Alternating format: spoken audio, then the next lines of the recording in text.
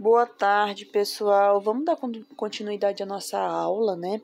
A aula super legal. Espero que vocês gostem. Assistam as aulas para vocês conseguirem participar da prática que vai ter aqui em Boa Vista, tá? Agora à tarde nós vamos falar um pouquinho sobre a avaliação inicial. A avaliação inicial, normalmente ela é feita, né, pelo prestador de socorro, que é aquela pessoa que está em contato direto com a vítima, é um dos primeiros a ter contato com a vítima, então ele precisa ali saber o que fazer.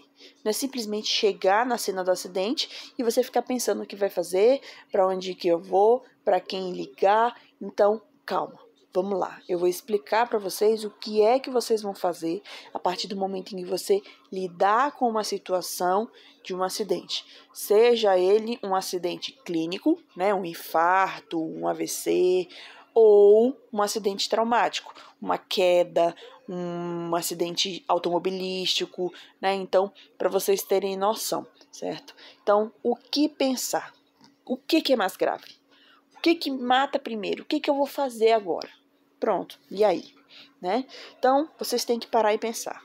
O que é mais grave? O que pode acontecer de mais grave que pode levar o meu paciente a óbito? Né? O que a gente precisa fazer? E agora, meu Deus, né? A gente sempre fica assim, se pensando como é que eu vou ajudar, como é que eu vou descobrir o que ele tem, enfim, calma, tá, gente? Ó, primeira coisa, quando vocês, é claro que até você se aproximar da vítima, existe todo ali um protocolo que vai ser explicado. Mas a pior coisa que vai acontecer é, o paciente está morto. A vítima está morta, né? E quando a vítima está morta? Quando ele para de respirar? Quando o coração para de bater? Ou quando o cérebro para? Não sei, né? Então, gente, para uma pessoa, né, estar morta ali ou ela está evoluindo para um óbito, né, ela pode estar parada, uma parada cardiorrespiratória, PCR. Essa sigla em vermelho aqui significa PCR, parada cardiorrespiratória. É uma situação muito comum em traumas, em alguns acidentes clínicos, né, como infarto, parada cardíaca, enfim. Então, vocês precisam ter noção se esse paciente ele tem respiração e pulso, tá? É uma das primeiras coisas que a gente faz ao chegar na vítima. Mas calma, tá?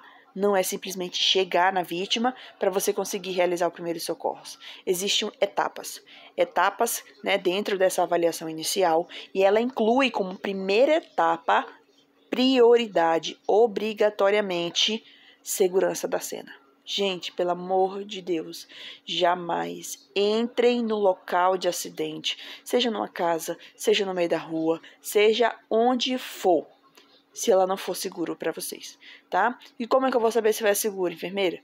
Vocês vão avaliar a cena, vocês vão observar, vão ver como foi que aconteceu, que perigos podem ainda acontecer ali, tá? Segunda etapa da avaliação inicial, responsividade. Aí sim, depois que você avaliou a cena, viu que é seguro para você entrar, você vai chegar até a vítima e vai testar a responsividade do paciente. Professor, o que é responsividade? Calma, vou detalhar cada etapa dessa aqui, tá? Terceiro, chamar ajuda. Gente, chamem ajuda, tá? Ou deleguem a outras pessoas que façam isso, porque é necessário um serviço especializado. Se vocês fizerem uma RCP, uma reanimação cardiopulmonar, em 2 minutos, vocês vão ter certeza que a próxima vítima é vocês parando ali, tá? Porque, gente, cansa muito, tá?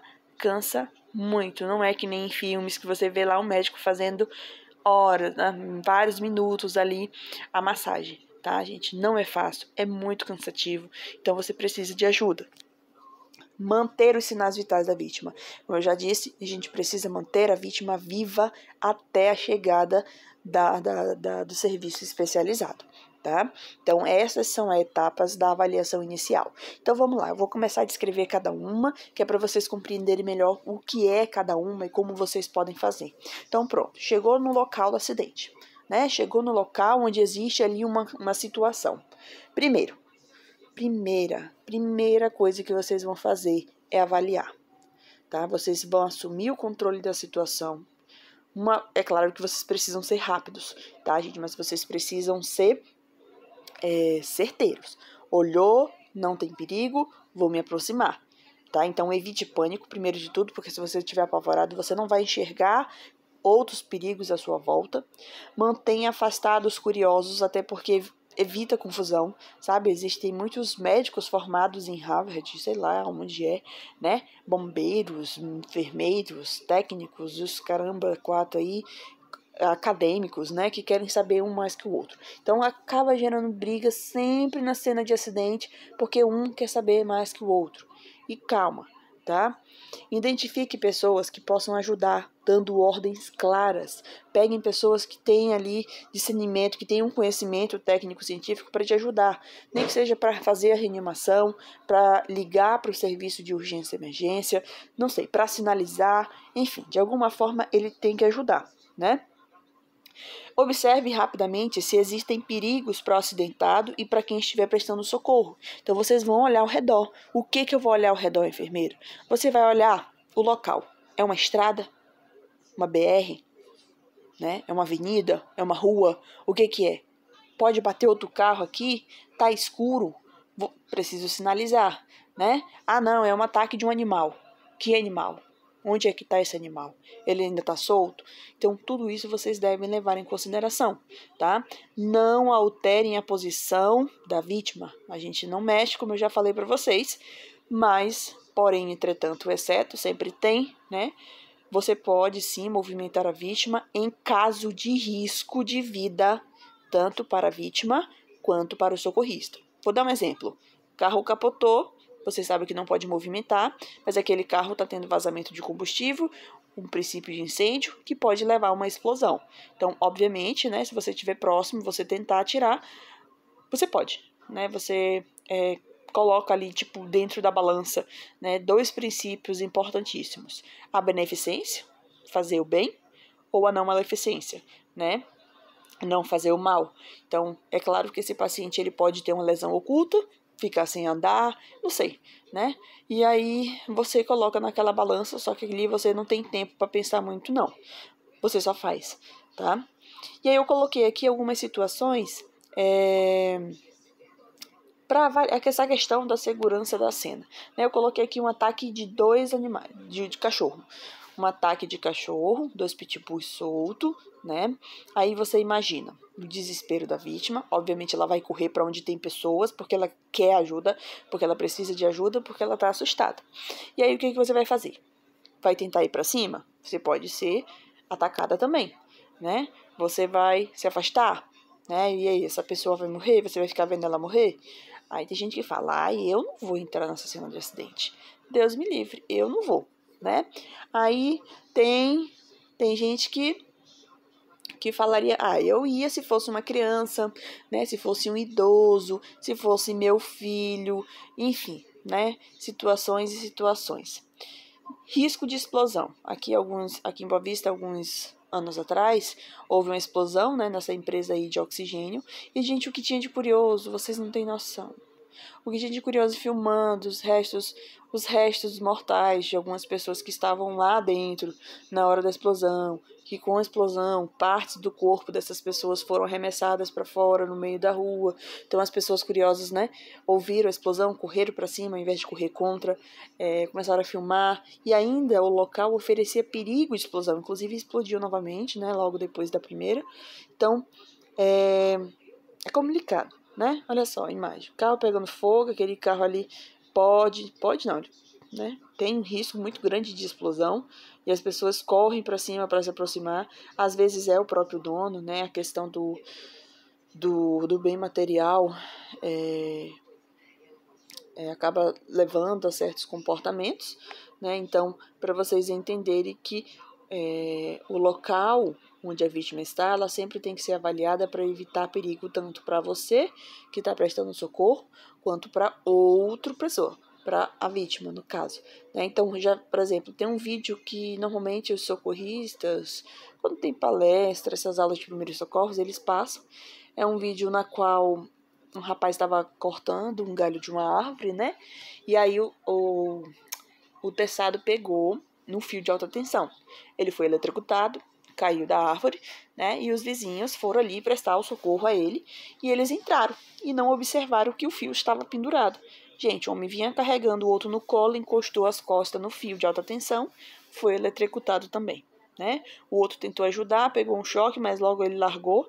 Então, para vocês terem noção, quando vocês entrarem na cena de acidente, olhem tudo, tá? Se não tem fio de alta tensão, se não tem animais peçonhentos, animais que possam te atacar, risco de explosão, risco de outro acidente, às vezes acontece, né? É um acidente, aí várias pessoas param para observar o acidente, às vezes até o acidentado mesmo vai se levantando e acontece outro acidente ali no momento, por quê? Por falta de sinalização, né? Segunda etapa, responsividade. Responsividade, gente, nada mais é que a resposta do paciente ao teu chamado, tá? Então, é a segunda etapa, permite o início imediato das manobras de RCP, se caso você identificar que aquele paciente não tem pulso, não tem respiração, ou seja, ele está com o coração parado, tá? Deve ser realizada em qualquer situação de urgência. E aí você vai se aproximar da vítima. Observou? O lugar está seguro para você? Beleza. Então vamos se aproximar da vítima, né? E aí você vai ver alguns pontinhos importantes. Primeiro você vai ver se essa vítima está consciente ou inconsciente. Quando eu falo que a vítima está consciente, eu estou falando que a vítima está acordada. Ela consegue te acompanhar com os olhos, te responder verbalmente ou te responder de alguma forma motora, né? Mexendo os braços, a perna, enfim. Você vai se colocar ao lado da vítima. Se for adulto ou criança grande, né? Criança grandinha, você vai tocar no ombro. Se for bebezinho lactente, que é abaixo de 1 ano, você vai pegar na planta dos pés, ou seja, embaixo do pezinho, tá? No ombro você vai dar um toque mais firme, né? Para chamar. E no bebezinho você vai fazer um movimento no pezinho como se estivesse fazendo cosquinha. E aí para testar o reflexo e a responsividade desse bebê, tá? E aí você vai perguntar, né? Consegue me ouvir? Posso te ajudar? Qual é o seu nome?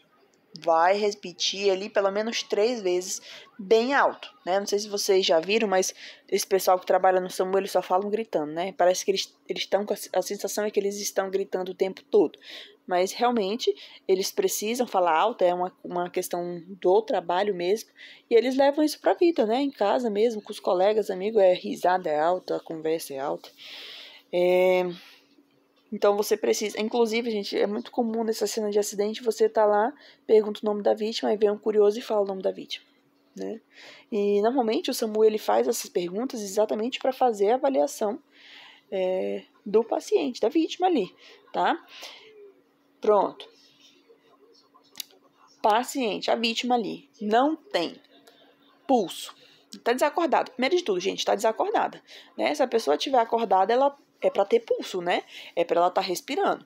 Agora, se ela estiver desacordada, não tem pulso, não tem respiração, isso significa que essa pessoa está parada. O coração dela parou. Então, se estiver inconsciente e não responder, chame ajuda imediatamente e peça um DEA. O que é um DEA? É um desfibrilador externo automático, tá? Então, se essa pessoa ela tiver com uma parada específica na qual ele precisa de um ritmo chocável, só o desfibrilador vai resolver, tá, gente? Então, a gente já solicita o DEA no momento em que a gente liga pedindo ajuda, tá? Paciente inconsciente, inconsciente, ausência de pulso, ausência de respiração ou respiração em gasp, isso é um indicativo de PCR, parada cardiorrespiratória, então eu preciso fazer uma RCP, reanimação cardiopulmonar, tá, gente? Respiração em gasp, para quem não sabe, é uma respiração agonizante.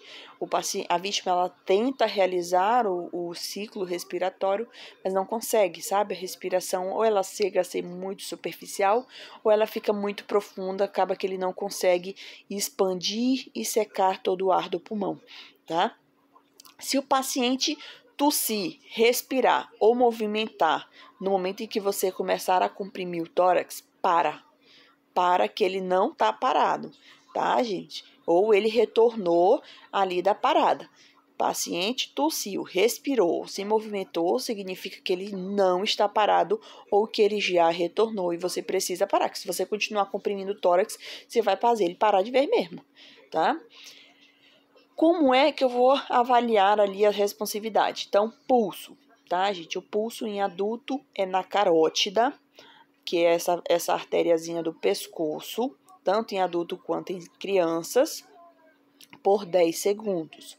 E em lactentes ou RN, que são bebês menores de 1 ano, a gente verifica na braquial, ela fica dentro do braço, tá? Nessa parte interna do braço.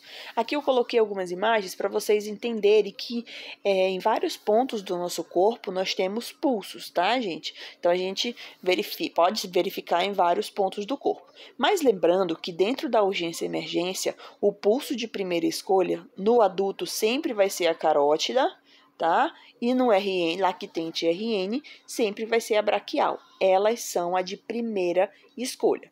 Primeiro, né? Pela facilidade de se encontrar, tá? Pela facilidade de se alcançar e também por ser artérias, né? Com uma pulsação bem mais evidente.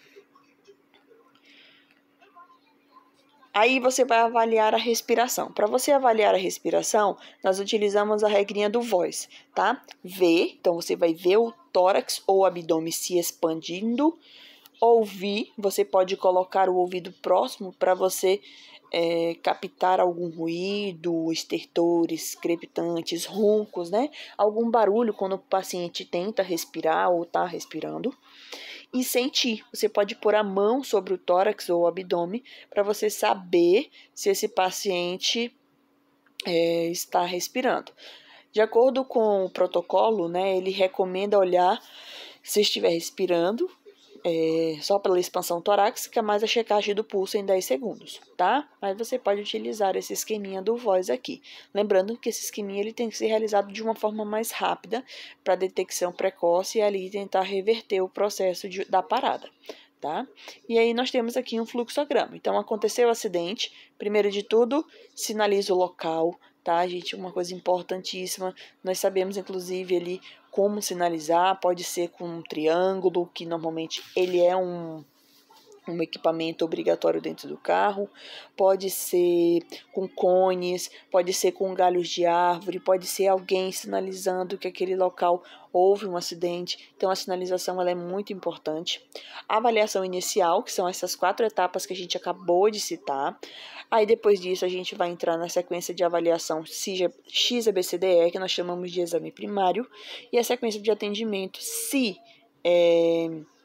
tem o CAB e o ABC, tá, gente? Eu vou explicar melhor para vocês quando nós formos falar da avaliação primária, tá? Por hoje é só. Até a próxima aula.